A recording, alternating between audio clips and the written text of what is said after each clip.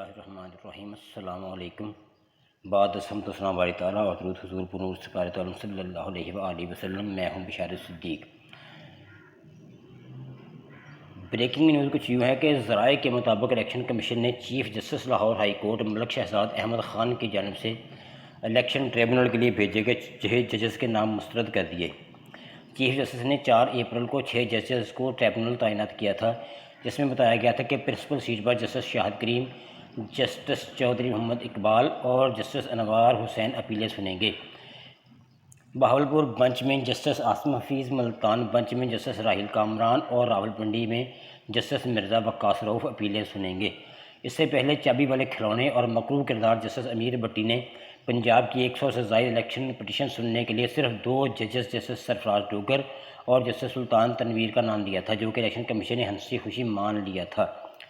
اطلاعات کے مطابق الیکشن کمیشن نے لاہور ہائی کورٹ سے کہا ہے کہ آپ 20 ججز کا نام ہمیں بھیجیں، ہم ان میں سے سلیکٹ کریں گے، لیکن چیف جسٹس نے انکار کر دیا ہے کہ قانون میں پینل دینے کا کوئی تصور نہیں۔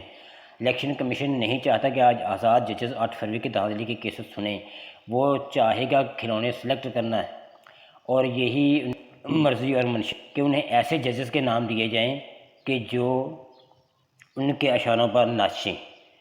نعیم حیدر پنجوتا صاحب کہتے ہیں کہ عمران خان کے ٹائیگرز آپ کو بتانا چاہتا ہوں کہ ایک پوری پلاننگ کر کے پی ٹی آئی لیڈرشپ کو ٹارگٹ کرنے کا پروگرام بنایا گیا ہے۔ سوشل میڈیا پر اٹیک کر کے ان تمام لوگوں کو جو کہ عمران خان کے وفادار ساتھی ہیں، ان کو ٹارگٹ کیا جائے گا۔ لوگوں کو نظروں میں گندہ کرنے کا پروگرام بنایا گیا ہے، لوگ ان سے نفرت کریں، ان کو سائیڈ لائن کیا جائے، عوام ان کو گندے اندے ماریں۔ لہٰذا آپ نے ان دشمنوں کی ہر چال کو بخوبی سمجھنا ہے۔ اگر کوئی ٹارگٹ شروع ہو تو میری یہ بات یاد رکھیے گا، اس وقت عمران خان صاحب اندر ہیں اور باہر ہمیں متحد ہونے کی ضرورت ہے۔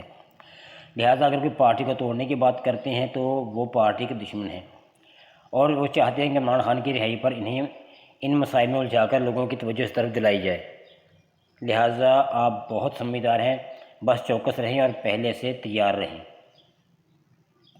دوسری طرف سپریم کورٹ میں مخصوص نشستوں کے کیس کے 2 حصے ہیں۔ پہلا حصہ یہ ہے کہ اگر آزاد حیثیت میں منتخب اراکین ایک گروپ بنا لیں تو ان کی کیا حیثیت ہوگی، اور دوسرا یہ کہ کیا مخصوص نشستیں سیاسی جماعتوں میں ان کی نمائندہ حیثیت سے زیادہ تعداد میں تقسیم کی جا سکتی ہیں یا نہیں۔ ان دونوں معاملات پر آئین خاموش ہے۔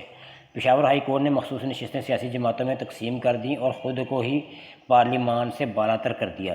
سپریم کورٹ کے 3 بہترین جج صاحبان اس پیچیدہ قانونی معاملے پر کیا راستہ نکالتے ہیں، اس کے دور رس نتائج ہوں گے۔ اس فیصلے سے سینٹ کے الیکشن اٹھ جانے کا امکان بھی ہے۔ ملتے ہیں اگلے ولاگ میں، اپنا خیال رکھیے گا۔